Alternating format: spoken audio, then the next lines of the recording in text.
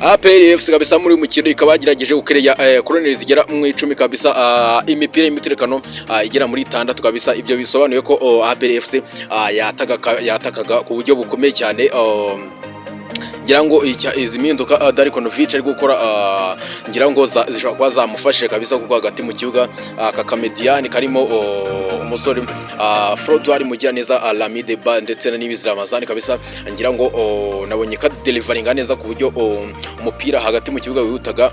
Impamvu uyu musore Richmond Ramuti umupira akina n'umupira wa passe ngufi, akaba akina umupira utarije direct, akina imipira migufi. Uriya musore Richmond Ramuti aho imipira akina ituma APR FC ijyana umupira gake gake hagati mu kibuga, bigatuma APR FC kugera imbere y'izamu biba bitihuse. Ariko APR FC nimba mwarebye match, abafana ba APR FC yagerageje kwataka izamu rya Bugesera.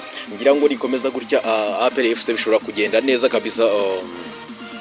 Uyu munsi yagerageje kureponda neza kabisa.